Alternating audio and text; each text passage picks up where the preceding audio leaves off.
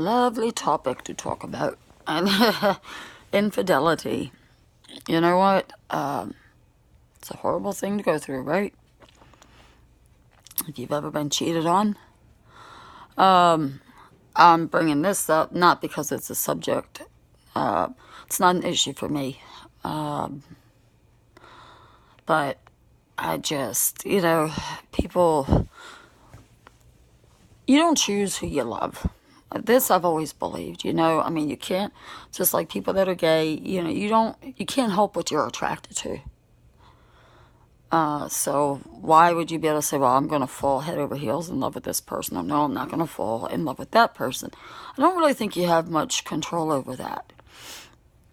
And so now with infidelity, I have different feelings, because when you get married, it's supposed to be for better or for worse. Yes, I've been divorced. Okay, there are just sometimes things just aren't meant to be. Things happen, But really, through my own experience, I guess, I can only speak for myself, my own experience and the things that I've been through, for me to arrive at the decisions that I've arrived to, in terms of my beliefs, my morals, whatever. When, two people get married, you're supposed to be together through better, for worse, just sickness and health, all those things, forsaking all others.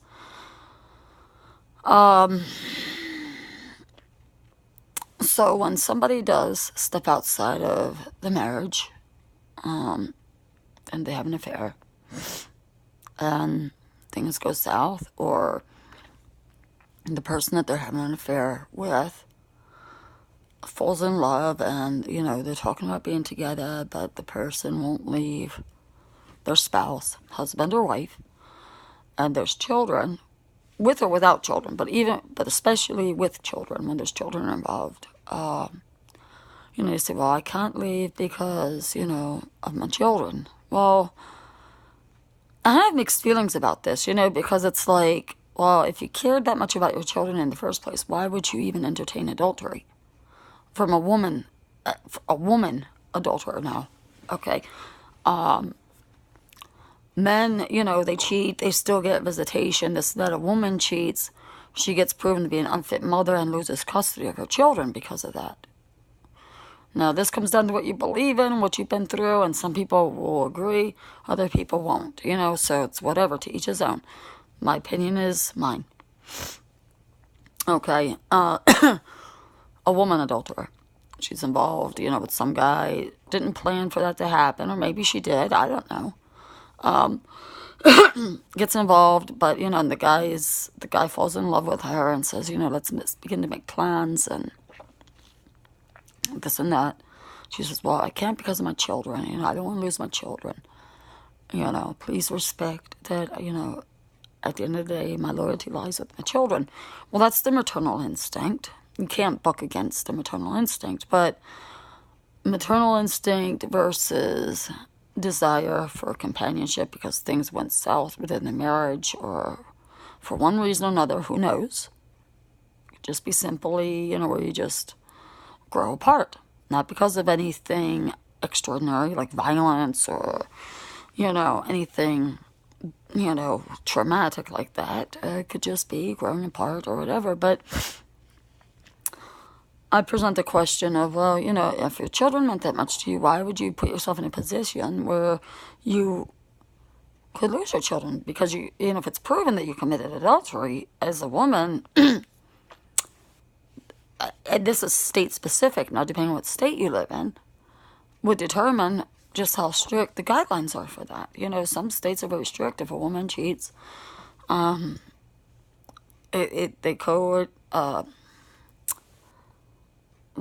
correlate it to being an unfit mother. So you run the risk, you jeopardize your parental rights. It's a lot more complicated than that, really.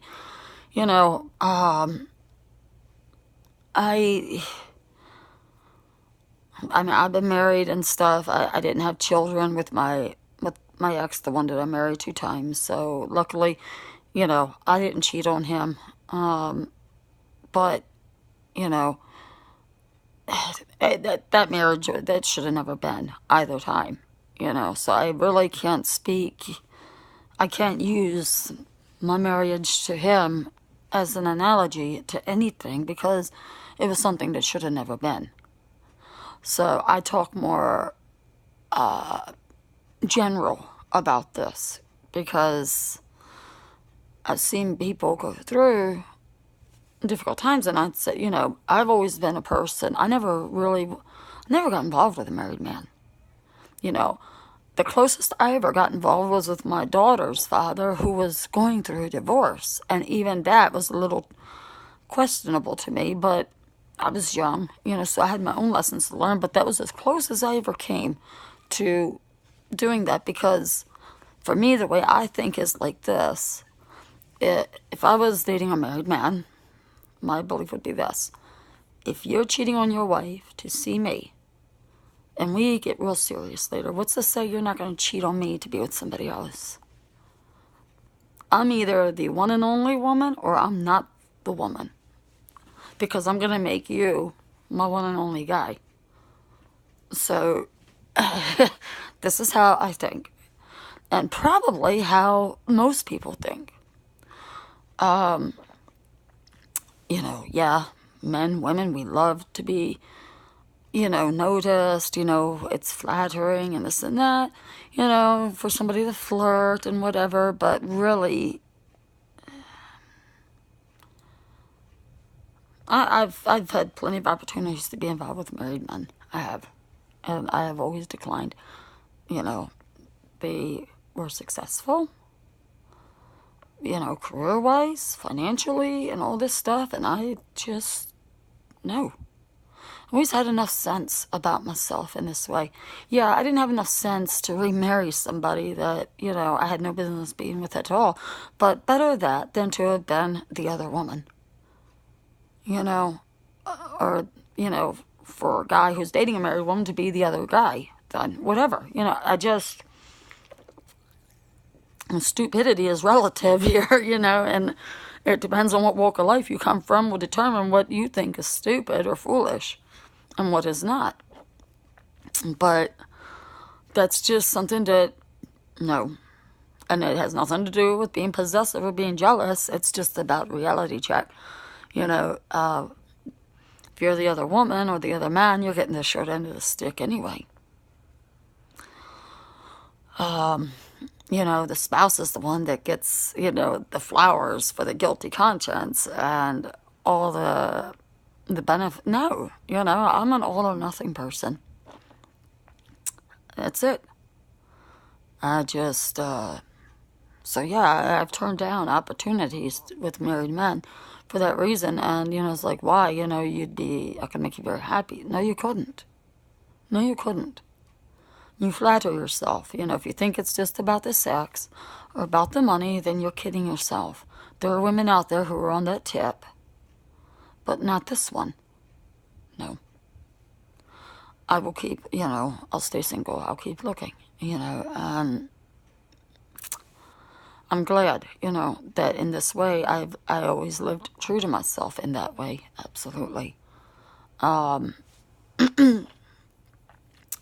Why people cheat in the first place, I don't know.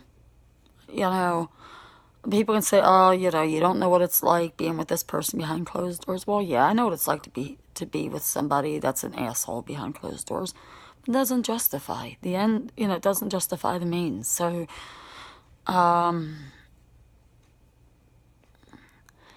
to do that just complicates things. It's, and if you really think that your spouse doesn't know, again, you're kidding yourself, because your patent changes, or there's just, it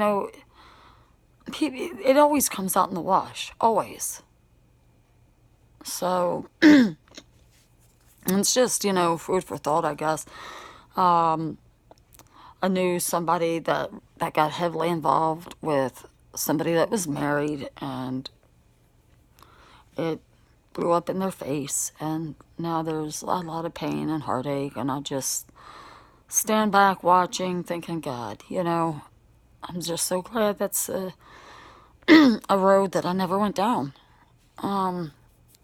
You know, with my daughter's father, that was the closest thing, and it got on my nerves, you know, always hearing about what, you know, the ex did and this and that. You know, it was baggage that, you know, he brought into the relationship with me, and that's something, you know, when you get involved with somebody that's married, you're dealing with that baggage, and it's so untrue and unfair to the whole relationship in general. It's my opinion. You know, do I judge anybody else? No, no, it's not about that, because, you know, I don't have anyone to judge. I've made my share of mistakes. It's just my opinion. There have been certain boundaries that you know, lines that I've drawn that I just wouldn't cross and stuff. And it was one of them, you know. I'm not going to be somebody's play toy and then they go home and take the wife flowers because he feels bad about. No, no, no, no, no. No. You know, I'm smarter than that. And there's somebody out there that is just smart, you know, and would perceive me as a whole person, not as like just a side thing to play, you know. And I have that person now and stuff. And all the more for me to believe what I believe, you know, and stuff. But people go through different things for a multitude of reasons. People arrive at their decisions, their beliefs based on their experiences, you know, and, you know, infidelity is, there's so many variables to it and stuff, but at the end of the day, it's not worth it. It's not. If you're not happy, leave. If you have children and you're staying there because you're children, because you can't maintain financially on your own, well then, you know, and you don't want to lose your children, I would say don't even delve into that. Do what you need to do to get out, and then, you know, find that person.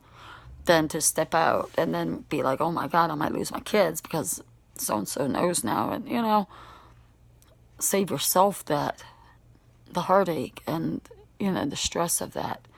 So many things are avoidable. And, you know, this is not to lecture or preach. Like I said, it's just something that I've seen somebody going through. And it compelled me to do, you know, on adultery or infidelity, because it happens so often. People are so quick to jump into bed. They just are. And looking for instant gratification because things aren't right at home. And, you know, not realizing that all they're doing is complicating the problem and stuff instead of dealing with it, working through it. You know,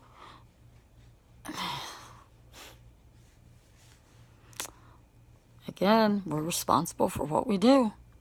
You know, if you're somebody that's doing that, I mean, it's up to you. You know, you're accountable to you, not to me. You know, so just food for thought.